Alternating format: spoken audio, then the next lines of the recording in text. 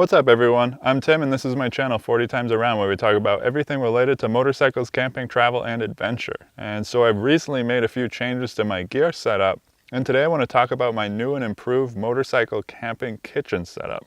Stick around.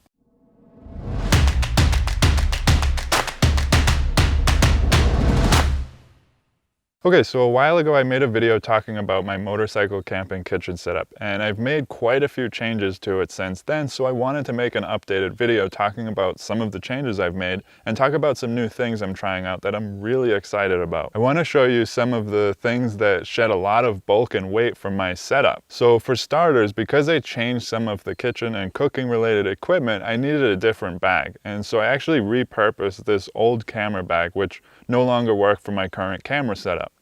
This seems to be working really well so far. Anyways, let's go ahead and see what's in here and see what's changed. So these spoon fork items are one thing I've changed recently, and I'm actually really excited about this. Believe it or not, I put a lot of thought into these. So these are the Uno from Human Gear, and it's made with a BPA-free nylon material. It's super strong. It actually comes with a lifetime warranty. The spoon side has what they call low curvature edges. Basically that means it's easy to scrape the side of bowls or pots.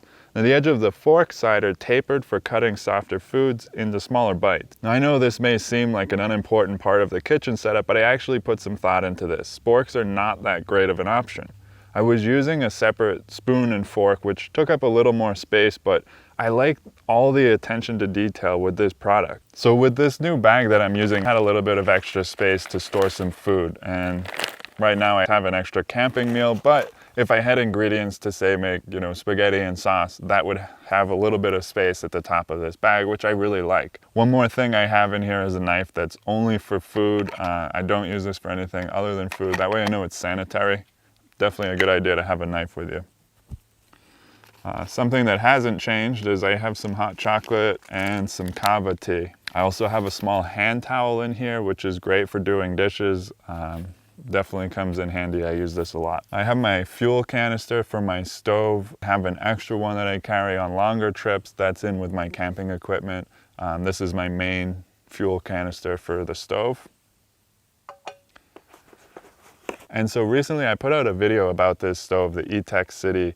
It's really small, super portable. It burns great, it works great, super smooth flame. I did a review on that. I'll link to it right here if you want to check it out. But I have been super happy with this, and I have been using it for a little while since I made that video, and I can say that long-term use, I'm very happy with it. It's performed very well, and I haven't had any issues with it. Now, over on this side compartment here, I have some coffee creamer, some stirring straws. These were just extras that I picked up somewhere. Now I also have some red pepper in a little plastic container. Crushed red pepper. I have a garlic salt just for seasoning food, and some pepper. And that's that side. On this side here, I keep all of my cleaning supplies. So we got a sponge, some dish soap in a little plastic bag, so if it breaks open, it doesn't go everywhere. And I also have some hand sanitizer, also in a plastic bag. I definitely recommend that you carry some of this because there's not always a sink to wash your hands before you're preparing food. So it's nice to have a little hand sanitizer in your kitchen setup. This actually came with my old stove, and it's basically a wind protector for the stove. I kept it even though I'm not carrying that old stove anymore because it still does come in handy for the new stove. This is pretty nice. Basically, you just kind of set up a little wall for your stove to protect it from the wind. And right here I have a P38 and a P51 can opener. If you're not familiar with these things are really great. I did a video a while ago talking about some ways to shed weight on a motorcycle for camping equipment. I'll link to that right here too if you want to check that out. This was one of the items I talked about, and I got into a little more detail about it in that video. Also in that video I mentioned that these were about $5 for a 2-pack. I have found them a lot cheaper. A few of you guys pointed out that seemed a little overpriced, so I went and I dug a little deeper. I found these a little cheaper, so I'll actually link to them down below if you want to check them out. And this is my frying pan, pretty basic. This is the only piece of the old setup that I'm still carrying. This used to be inside my pot, and it just kind of fit in there real nicely, but I'm not carrying that pot anymore. And the reason for that is that this is my new pot. I just started using it recently. I have been super, super happy with it. And basically, it's a silicone material that folds up really, really small. You know, I was really hesitant when I saw this. I thought, there's no way. This is just rubber, it's just silicone, you know, it didn't make sense to me that you could put this on a stove.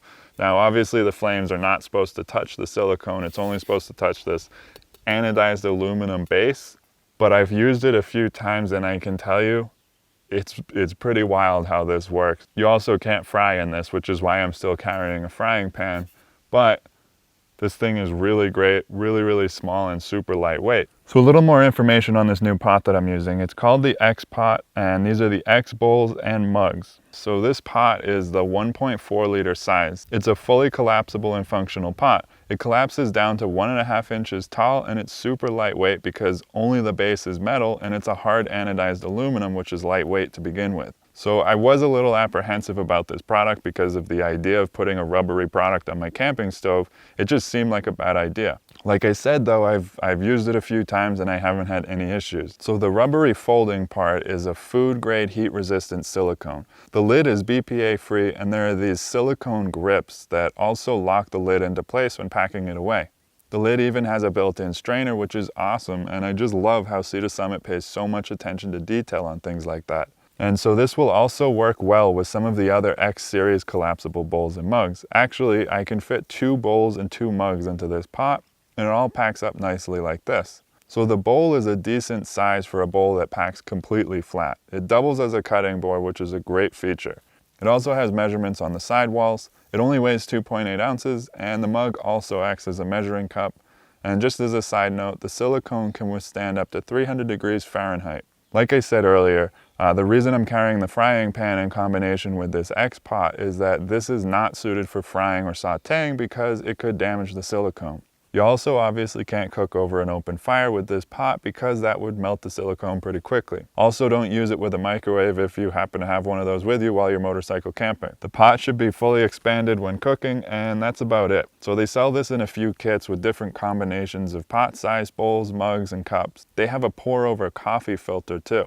So a few months ago, I was out at the Overland Expo up in Flagstaff, Arizona, and I met this really cool guy from the Overland Coffee Company, and they have these great new little single serving packets of pour over coffee. So I'm gonna go ahead and heat up some water and try this out.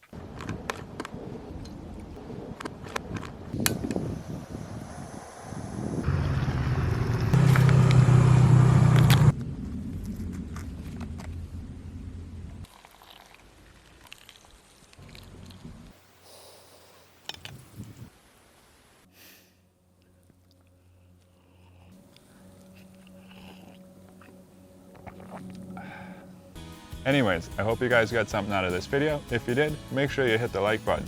Don't forget to subscribe if you guys want to see more videos about motorcycles, camping, travel, and adventure. And don't forget to hit that little bell, that way you guys don't miss anything whenever I post something new. Anyways, thanks for watching, and I'll see you in the next video.